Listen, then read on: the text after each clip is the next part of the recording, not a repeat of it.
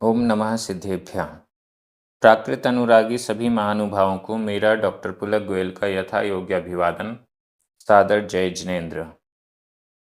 प्राकृत diploma course के अंतर्गत पाठ्य पुस्तक प्राकृत गद्य पद्य सौरभ भाग 2 का अध्ययन चल रहा है। इसमें 3 पाठ पूर्ण हो चुके हैं। आज से चौथा पाठ प्रारंभ हो रहा है। इसका नाम है आचारांग। आचारांग श्वेतांबर जैन परंपरा में मान्य और यहाँ पर उसमें से संकलित 27 गाथाएं उपस्थित हैं। आचारांग पहला अंग है। वैसे तो इसमें आचरण का विवेचन है, लेकिन यहाँ पर जो 27 गाथाएं उपस्थित हैं वो 24वें तीर्थंकर भगवान महावीर स्वामी के दीक्षा के बाद के जो प्रसंग हैं उनको रेखांकित कर रहे हैं। गाथाएं बहुत अच्छी हैं, प्रसंग बहुत अच्छा है। महावीर भगवान की तपस्या हमें यहाँ पर देखने को मिलेगी।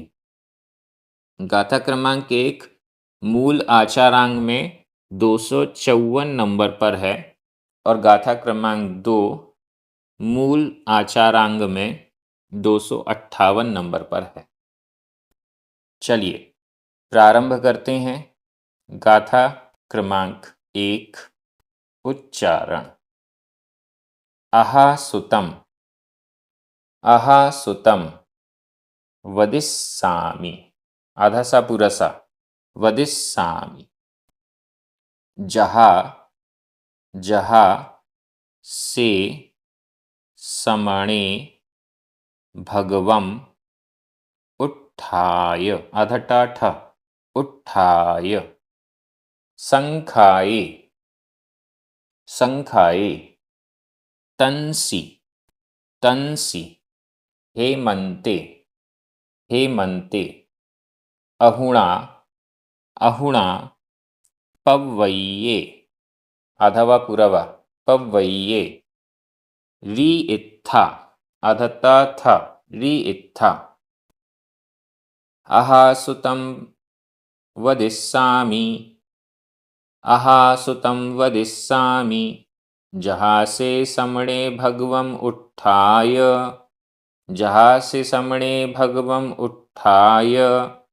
संखाये तंसि हेमन्ते संखाये तंसि हेमन्ते। अहुणा पव्वय्येरीत्था अहुणा पव्वय्येरीत्था। बहुत अच्छी ये गाथा है क्योंकि यह अर्धमागधी प्राकृत में है। थोड़ा सा हमें ध्यान से अध्ययन करना होगा। अहासुतम अहासुतम अहासुतम यथाश्रुत जैसा सुना गया है, जैसा सुना हुआ है। यथाश्रुत जैसा सुना हुआ है। वदिस्सामि कहूँगा। वदिस्सामि कहूँगा। वदिस्सामि ये भविष्यत काल का रूप है। वदिस्सामि कहूँगा। क्या कहूँगा? अहासुतम जैसा कहा हुआ है, जैसा पूर्व में से वर्णन आ रहा है या पूर्व में कहा जा चुका है या कहा हुआ है, जैसा सुना हुआ है वैसा कहूँगा। मतलब यहाँ एक प्रकार से प्रामाणिकता बता दी गई। महावीर भगवान की दीक्षा आदि का प्रसंग बताया जा रहा है, दीक्षा के बाद विहार आदि का प्रसंग बताया जा रहा है। तो जैसा सुना है वैसा ही कहूँगा, मन से नहीं कह रहा हूँ, ऐसा यहाँ पर लेखक कहना चाहते हैं। जहा आगे चलते हैं। जहा जहा यह जहा शब्द जो है वो किसी कथा को प्रारंभ करने के लिए एक औपचारिक सूचना जैसी है। जहा यथा जैसे। से वे। समणे श्रमण। भगवम भगवान। वे श्रमण भगवान। से यह अर्धमागधी में प्रथमा विभक्ति का एक वचन है। समणे यह भी प्रथमा विभक्ति का एक वचन है। यहाँ अर्धमागधी में हमें ध्यान रखना होगा, एक ही मात्रा भी प्रथमा विभक्ति के एक वचन में लगती है। से वे समणे श्रमण भगवम भगवान, वे श्रमण भगवान, वे श्रमण भगवान महावीर स्वामी। उठाए, उठकर, उठाए, उठकर, यह संबंधक भूत कृदंत है। उठाए, उठकर, उठकर मतलब संसारिक भोगों से उठकर, संसार से ऊपर उठकर, संसारिक भोग विषयों को छोड़कर। उठाए, उठकर। संखाए, संखाए, समझकर। संखाए का अर्थ भी, संखाए यह भी संबंधक भूत कृदंत है और इसका अर्थ है जानकर, समझकर, अच्छे से जानकर, अच्छे से समझकर, संसार को, विषय भोगों को, संसार के स्वरूप को। संखाए अच्छे से जानकर, अच्छे से समझकर। उठाए, उठे, उठाए, उठाए, उठकर। संखाए, उठाए, समझकर, उठकर। क्या किया? तंसी, उसमें, किसमें? हेमंते, उस हेमंत में, उस हेमंत ऋतु में। हेमंत ऋतु होती है शरद ऋतु, शीतकाल। हेमंत ऋतु में, तंसी हेमंते, उस हेमंत ऋतु में, उस हेमंत ऋतु में, शरद काल में, शीतकाल में, वे महावीर श्रमण, वे भगवान श्रमण महावीर, संखाए जानकर, सृष्टि का स्वरूप जानकर, आत्मस्वरूप को जानकर, उठाए संसार से छूटकर, संसार से उठकर, संसार के ऊपर उठकर, संसारिक विषय भोगों को छोड़कर क्या हुए?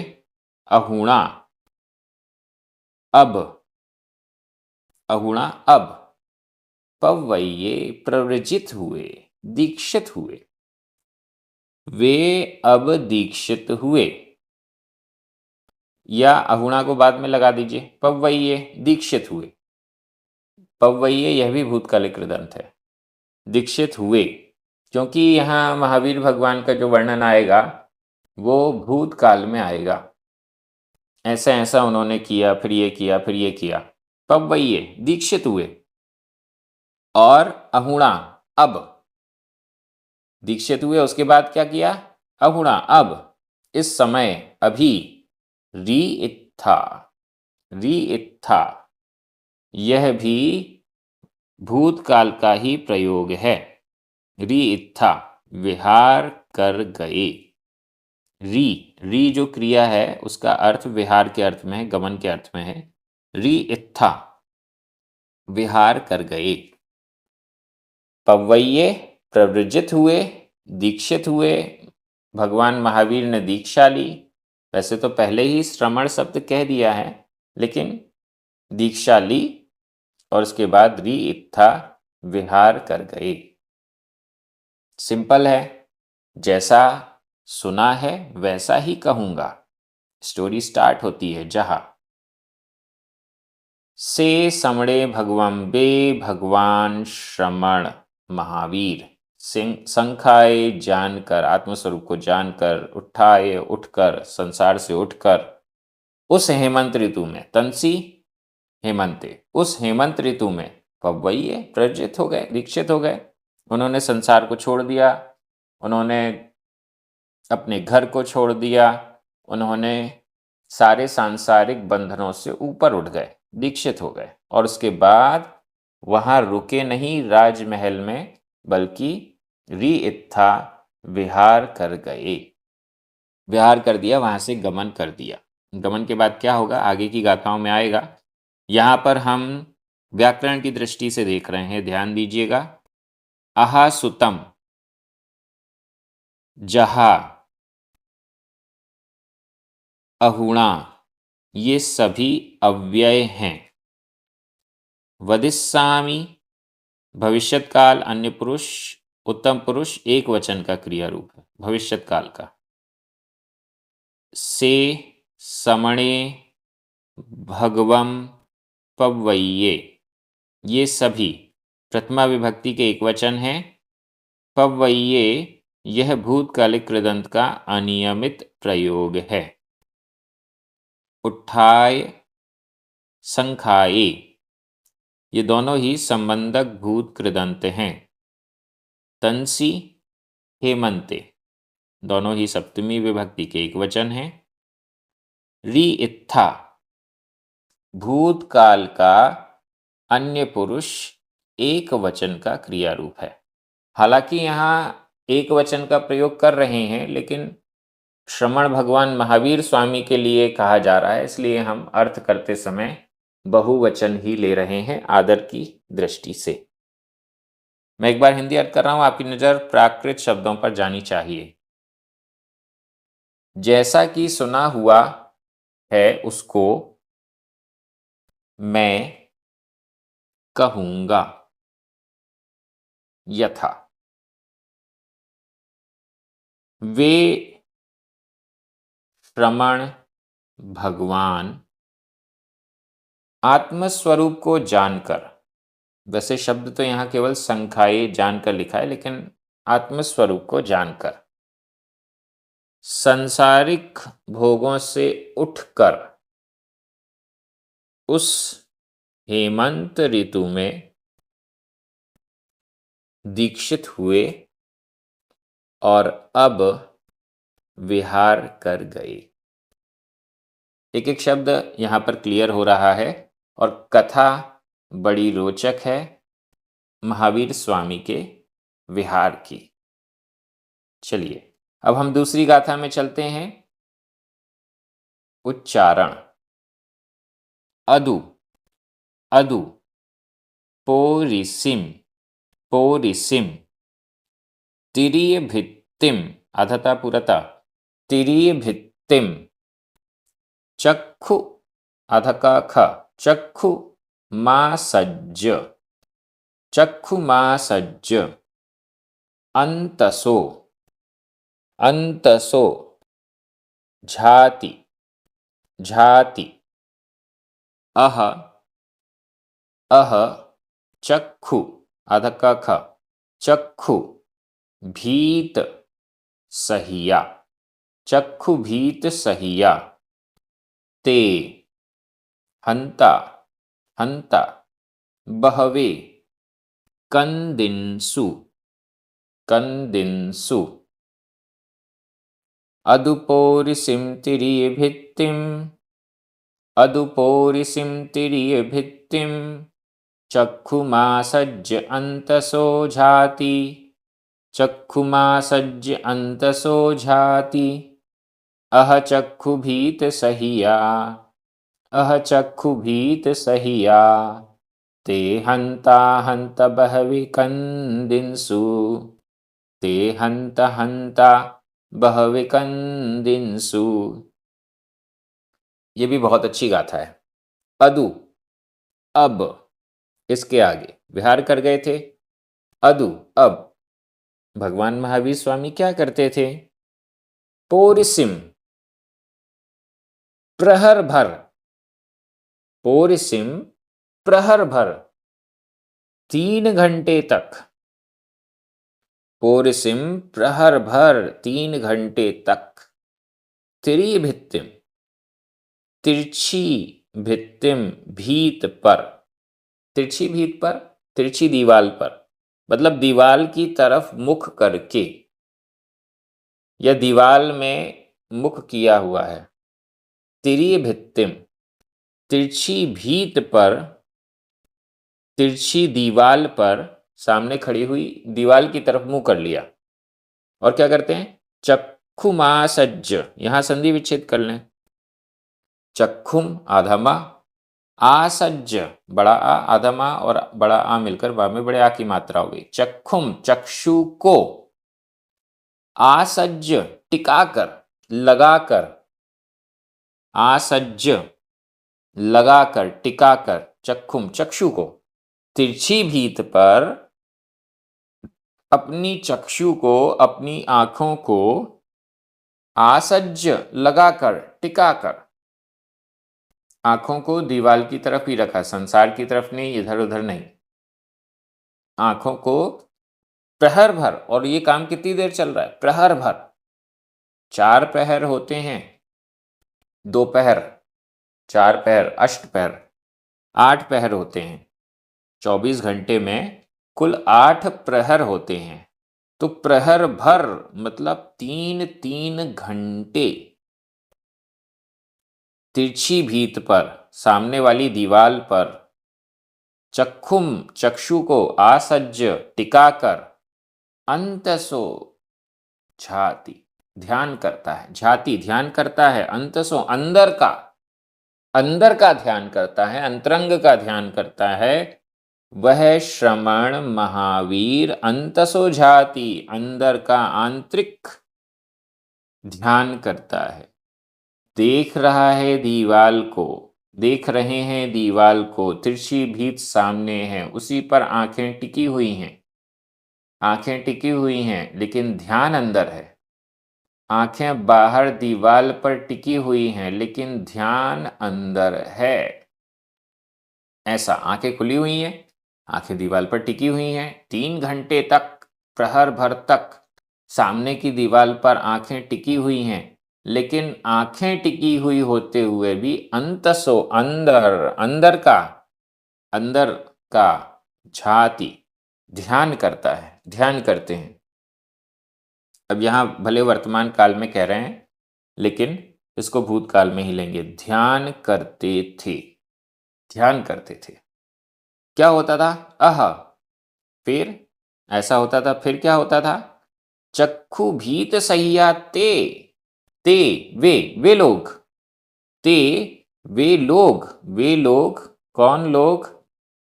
आसपास के लोग, सामान्य लोग, जो इस बात को समझ नहीं पा रहे हैं कि यहाँ तो ध्यान चल रहा है।